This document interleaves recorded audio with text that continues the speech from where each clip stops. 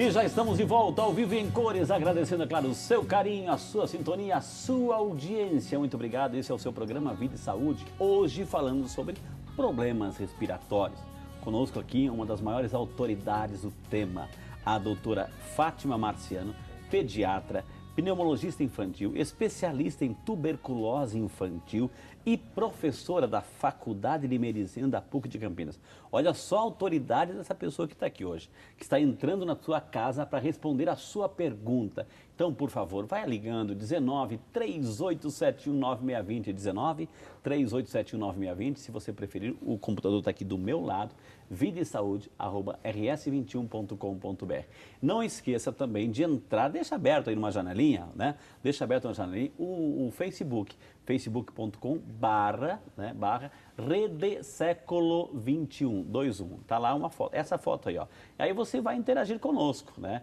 O que você faz quando a rinite ou a sinusite atacam? Você vai responder. Ah, eu tomo um soro, eu deixo passar, assim como ela vem, ela vai. Enfim, vai responder. No final, a doutora vai responder. Essa enquete também aparece no portal. Você acessa o portal rs21.com, né, lá no Vida e Saúde, abaixo do Vida e Saúde, ali tem a mesma pergunta, lá você vai interagir. Tá vendo lá? Votar, tem algumas opções que a gente vai dar para você, mas você pode aí interagir conosco. Então, é uma maneira, né, legal de você interagir aqui com o Vida e Saúde. Mais próximo de você ainda, mais próximo de você, viu?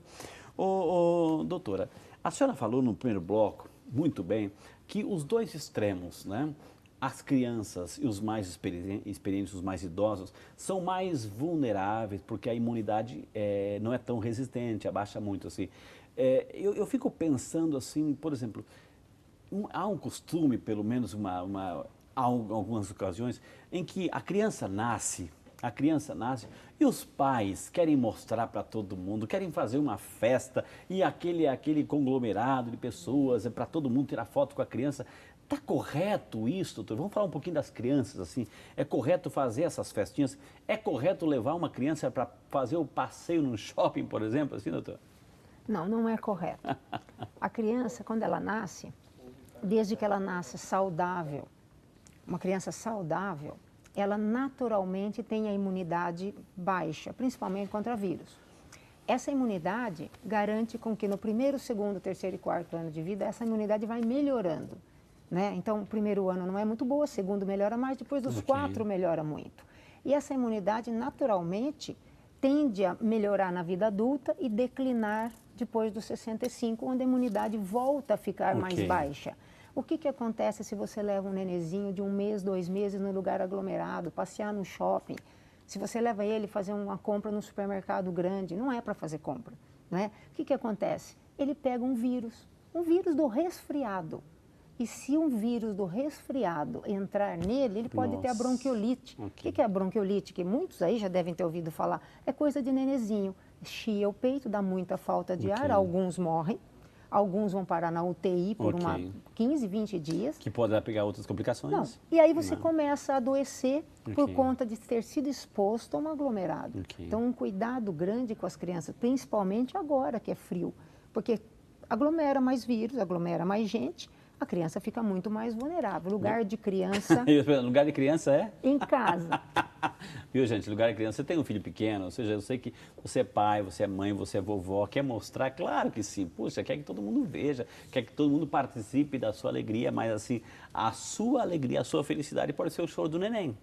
O seu sorriso pode ser o choro do neném, porque ele vai ficar mais vulnerável, vai pegar os vírus e bactérias dos adultos. Aí ele está receptivo, né, doutora? Posso fazer uma parte? Claro, o seu programa é seu aqui, doutora. Então tá bom.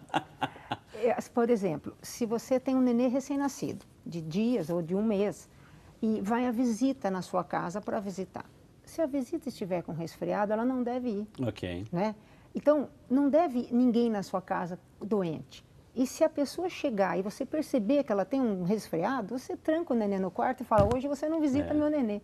Tira bastante foto, deixa foto da criança na parede, né, na porta, olha a foto. Mas não assim, pode, né? Porque a gente não pode dar uma sorte para um azar. E aí, se internar numa UTI por conta de uma situação dessa é extremamente grave. Vamos fazer assim das visitas, doutor, os recém-nascidos aí. Muita gente vai visitar ou de repente não tá nem com resfriado, nem com gripe, etc. Mas assim, essa pessoa fuma bastante. Eu posso também expor a criança à fumaça, ao cheiro do cigarro lá recém-nascido, doutor? Não convém. Não convém. Ninguém vai fumar do lado de um recém-nascido. Eu acho que isso é uma coisa meio óbvia. Mas o que a gente sabe é que uma pessoa que acaba de fumar, não sei se o senhor sabe, exala a nicotina até por 4 horas. Olha só. Então, se eu fumo lá fora e entro, eu exalo a nicotina por 4 horas. E vai lá para o pulmão da então, criança. o que acontece? Tanto para o recém-nascido, quanto às vezes para uma criança doente. Eu já estive no hospital um dia que, saindo de um hospital, uma mãe veio falar comigo que o nenê dela estava internado com pneumonia. Ela estava fumando na porta do hospital. Eu falei, o que a senhora está fazendo aqui fora? Ela falou, eu vim fumar. Eu falei, mas só vai voltar? A senhora vai exalar a nicotina por 4 horas, cuidando do nenê doente. Tá, olha as dicas aí, gente. Fumar. Então não adianta fumar fora. Bebida também. Né? Bebida exala por 6 horas, viu? Doutora, vamos lá. O povo está participando aí.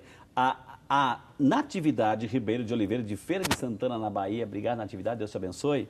Obrigado por estar conosco aqui. Ela tem muita dor em cima dos olhos e um barulho no ouvido. Gostaria de saber se a sinusite pode trazer problemas nas vistas. É correto lavar as narinas com soro fisiológico quando está com a sinusite atacada? Pergunta nossa amiga Natividade, doutora. Bom, vamos começar da última pergunta, que quando você tem uma sinusite, é catarro nos seios da face, é nessa região do rosto. Então, se você tem uma sinusite, o que deve fazer? Lavar com soro fisiológico 1000 vezes por dia. Então, é correto. Agora, não é que a sinusite ataca os olhos, é que, na verdade, você tem uma dor na face. Os seios maxilares, tem os seios frontais. Um adulto, ele tem dor no rosto de maneira geral. Então, a sinusopatia, que é a secreção no rosto, ou a sinusite mesmo com febre, ela compromete toda a face, porque os seios da face estão em todo o rosto, né? Doutor, aqui mais o nosso primeiro e-mail chegando. Quem mandou aqui é o Rodrigo. Obrigado, Rodrigo, pela participação também conosco aqui. Gostaria de saber da doutora, há mais de 10 anos não sinto cheiro, diz ele assim. E vários médicos que já fui sempre me falam que não tem cura. Realmente não existe cura? Tenho rinite alérgica crônica, é o nosso amigo Rodrigo, doutor. Ele sente que o olfato dele, né, não funciona bem. E daí, doutor? Olha, aqui tem um detalhe. Quem tem rinite alérgica, o tratamento ideal da rinite alérgica acima de 2 anos de idade é o corticoide inalatório. O corticoide inalatório é o tratamento de preferência acima dos 2 anos de idade, porque abaixo dos 2 anos não pode usar. Quem não usa corticoide inalatório? Um adulto, por exemplo. O que eles fazem quando eles têm rinite? O nariz entope. O que um adulto costuma fazer? Um adulto costuma colocar um remédio que é chamado vasoconstritor. Alguns são proibidos. Este remédio dá um efeito rebote no nariz. Então, ele tem uma rinite, usa um remédio que diminui o inchaço, dali 1h30 está inchado de novo, ele usa de novo, diminui o inchaço, ele usa de novo. O que vai acontecer ao longo da vida? Ele atrofia a mucosa e deixa de sentir cheiro. Se ele não cometeu este erro, porque pode ser que ele não fez isso, a própria rinite alérgica sem tratamento tende a cronificar e ter uma alteração do epitélio, você vai diminuir um pouco a sensação ou o cheiro. Mas a maior causa de você perder o olfato é usar remédios errados que danificam a mucosa. A automedicação. E aí não tem reversão. Aquela farmaciazinha que a gente guarda, etc. Ou pega emprestado do vizinho, porque o vizinho tem um sintoma parecido. Sintoma parecido é para o corpo dele, né? Ele tem um sintoma para o corpo dele. O metabolismo é diferente, né, doutora? Totalmente. O remédio de um é de um, né? Gente, como faz bem perguntar e interagir. Uma grande especialista aqui hoje. Não perca a oportunidade de aprender. Aprendendo, a gente transmite informações corretas. É isso que a gente quer. Prestar esse serviço de utilidade pública e para que você aprendendo, passe também para os outros de uma maneira correta. Olha, eu ouvi no Vida de Saúde que tem que fazer assim. Eu ouvi no Vida de Saúde que a doutora falou assim, então é assim o correto. Elas estudam, né? Eles estudam, são especialistas, estudou isso aqui, professor, então vamos acatar aí todas as experiências. Vamos lá para a Estiva Gerber, nossa amiga Maria Luísa Madruga. Dona Maria Luísa, um beijo para a senhora. Obrigada. Senhora, sua família linda, maravilhosa, participando aqui conosco, viu? Peço a bênção, Deus abençoe e parabeniza pelo programa, viu? Que Deus abençoe também. É muito bom, assisto todos os programas. Os meus netos e minha filha usam a bombinha, né? a bombinha anemia, diz assim. Gostaria de saber se o uso contínuo poderia trazer alguma consequência no organismo deles. Bombinha para anemia, tem aquela bombinha para asma também, depois a gente vai falar da asma. Né? Deve ser bombinha de asma. Tá. Agora é o seguinte, eu acho muito ruim, né? Ela me disse, é ruim eu usar bombinha? Espera um pouco, que bombinha ela está falando? A bombinha é um remédio spray dos mais modernos que existe para tratamento de asma. Alguns são para tratamento de asma, alguns são para tirar a criança da crise de asma. Então eu tenho um spray que se chama bombinha, né, para tirar de uma crise. E eu tenho uma série de outras para prevenir a próxima crise. Então, usar a bombinha só para tirar da crise é totalmente errado, porque eu apago o fogo, a fogueira está acesa. Eu preciso tirar da crise. E fazer o quê para não dar a próxima crise de asma? Aí são outros sprays, outras bombinhas. Ela não me especificou que bombinha eles usam. Não faz mal usar, desde que você saiba usar. Para o uso correto, exatamente. Para a função correta. Às vezes a gente passa um spray para tratamento por 6 meses. A pessoa não usa, mas quando tem a crise, usa a bombinha da crise. A bombinha da crise é o spray que tira da crise, alivia o sintoma, mas não trata e não previne a próxima crise. Então fica um erro no uso, entendeu? Então não é que faz mal é usar incorretamente. Doutora, muita gente também tem em casa, né, em época que baixas temperaturas, assim, aqueles aparelhinhos de fazer inalação na criança, ou seja, porque no inverno passado usou, etc., lá guardadinho, bonitinho, pagou caro para isso. Então, como é que é o uso do inalador, ou seja, quando que a gente pode usar? Olha, o inalador é o seguinte, o ideal do inalador é que você use com soro fisiológico só para umidificar a via aérea. Então, você vai inalar um soro, umidificando a via aérea, ajuda a soltar um pouco a secreção. Quando você precisa pôr um remédio, por exemplo, como no caso da asma, às vezes a gente coloca um remédio. Então a criança está numa crise, coloca um remédio para abrir o brônquio. Tá? Abre o brônquio e ela respira melhor. Agora, só fazer inalação com soro, o ideal é que se faça 2 a 3 por dia. Também não é bom fazer 10 vezes por dia. No máximo 3. Principalmente em idosos, que o coração às vezes é mais fraquinho. A gente nunca deve, num idoso ou numa criança que tem problema de coração, fazer muita inalação com soro. Porque o soro deposita no pulmão e encharca o pulmão. Então a gente não deve, é água. Não devemos fazer demais, 2, 3. Agora com remédio, dependendo da situação, você usa. Já teve gente perguntando, e a senhora também citou o problema da asma. A gente preparou uma matériazinha sobre a asma, a gente vai assistir agora. Tosse, ronquidão, sensação de falta de ar são alguns dos sintomas da asma, uma doença crônica que, apesar de não ter cura, é possível controlar as crises e viver uma vida tranquila. É isso, doutora? Sim, é possível. Hoje em dia tem muito tratamento para asma. Ela tem medicamentos inalatórios que podem ser introduzidos desde a infância até a juventude, adultos, até pessoas idosas podem usar os medicamentos e eles não têm efeitos graves como se imaginava. Então, as famosas bombinhas, os remédios inalatórios, hoje em dia eles podem produzir um controle efetivo das crises de asma. É o caso da Graziele, que há 2 anos convive com asma. A rotina dela mudou muito, mas mesmo assim ela consegue ter uma vida tranquila, não é mesmo, Grazi? Verdade, Renata.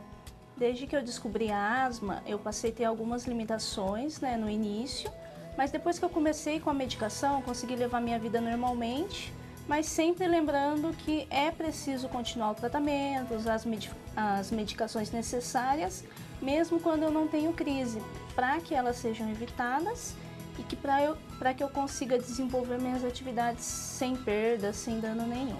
Antigamente, a crise de asma era uma das principais causas de absenteísmo no trabalho e na escola. Mas, de acordo com essa pneumologista, com os medicamentos, isso também mudou. Eles estão minimizando essas faltas, minimizando essas ausências no trabalho. A qualidade de vida melhorou muito. Mas como diagnosticar a asma?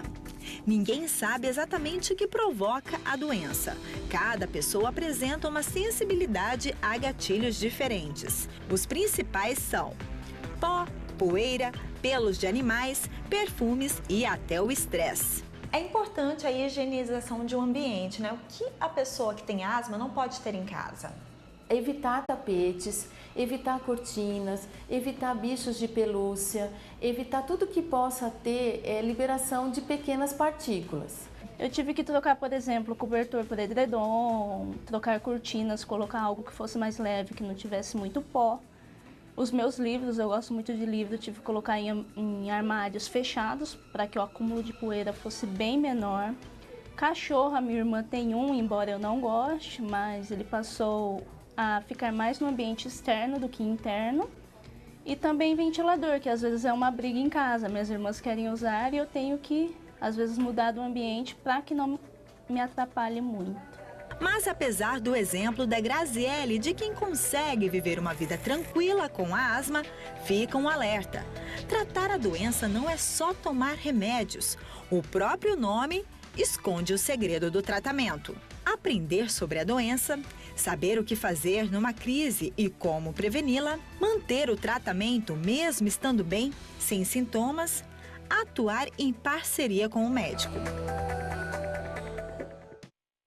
Muito bem feita a matéria. Aí, um grande abraço à doutora Renata, nossa jornalista, e à doutora Débora, muito amiga aqui da doutora Fátima, né, doutora? Queria até aproveitar, Débora, um beijo para você. Não sabia que a gente ia estar junto na mesma matéria. Que maravilha, né? Que Ela é minha maravilha. colega da PUC, pneumologista adulto. Isso, e a gente pôde perceber aí o uso das bombinhas, etc. Mas a gente vai voltar sobre isso, foi só uma introdução da asma. Gente, eu vou ter que chamar um intervalo, né? Rapidinho, mas é rapidinho. Estão chegando e-mails aqui, ótimo, porque no próximo bloco eu vou assim jogar tudo para a doutora aqui, porque ela vai responder com toda a sabedoria. Então vá encaminhando também a sua pergunta, dá tempo ainda, viu? Esse é o Vídeo de Saúde, que é seu, volta já só para você.